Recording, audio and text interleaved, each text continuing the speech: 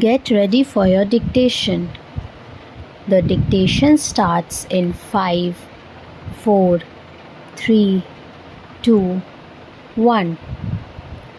The crux of the whole matter, therefore, is the inability on the part of the government to manipulate the prices in a manner whereby it may be possible to achieve crop planning in order to achieve the desired results.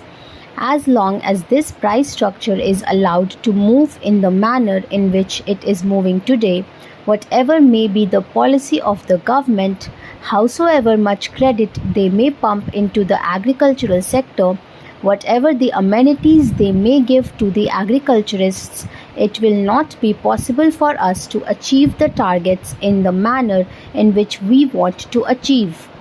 I would have been satisfied if, as a result of this increased agricultural production, the farmer was better off. But we find that whenever there is increased production in response to higher prices, the markets slump down so heavily that ultimately the farmer stands to lose instead of to gain. Therefore, the farmer loses both ways and the country also loses. The farmer puts in more money, more resources in the production of crops for which he expects higher returns, and he loses all that money because the prices are not rising to his expectations, and instead the prices fall down rather precipitously, and the country is also losing because there is a very uneven development of agriculture. Therefore, the crux of the whole problem is not just to hold the price line or just to see that black marketing is avoided. That is only one part of the job, a very important part of the price policy, and that has got to be kept in mind. I am not against it. In fact, I am all for it, and I blame the government for not being able to do it so far, but this is another aspect of the price policy to which the Planning Commission, it seems to me, has not applied its mind properly so far, namely the use of price policy as an instrument of crop planning, and as long as that particular tool is not utilized for this objective, it will not be possible for us to have a planned development of our economy. Then, there is the question of incentives. We are now told every time that unless incentives are given, it will not be possible for us to develop our economy. We are hearing daily about our export promotion. Now, the problem of incentives also has to be viewed in terms of the objective of the development of a socialist economy in our country, and not just from the point of view of earning more and more foreign balances.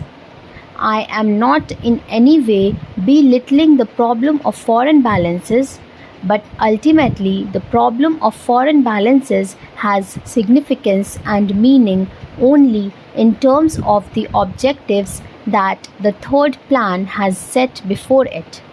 Therefore, when we are talking of incentives in order to earn more foreign balances, we have also to think of incentives in terms of achieving the objectives that we have got in mind. I was therefore disappointed to read the speech of the planning minister, as he said as the planning minister at the Indian Labour Conference, in which he seems to have indicated a new approach to the problem of wages. His approach has passed through 3 stages. In the first stage, just after the general election, the planning minister came out with a statement that he was thoroughly dissatisfied with the way in which the wage structure had developed, and that he meant to do something about it.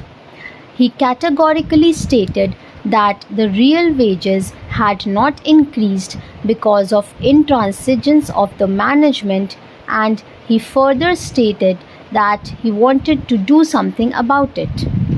Then there came about a discussion as to what could be done, and all the industrialists themselves and the financial newspapers in this country came out with the theory that wages could be increased only if productivity is increased, and therefore wages should be linked with productivity. That was the second stage, namely increased productivity and wages will be increased. That was the slogan, or that was the principle which was accepted even by the industrialists.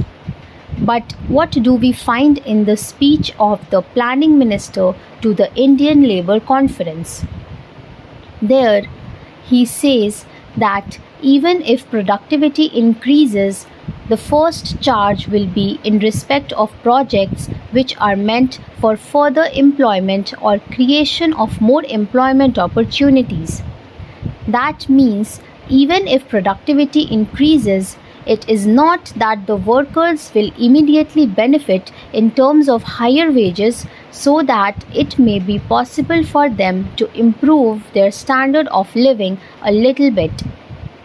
Even if productivity rises, the fruits of productivity will go to schemes for creating further employment opportunities in the country. How long are the workers to wait, and what exactly will be the stage at which it can be stated that enough employment opportunities have been created and therefore the stage has come for increased wages? Thank you everyone. Please like and subscribe the video and don't forget to share it with your friends.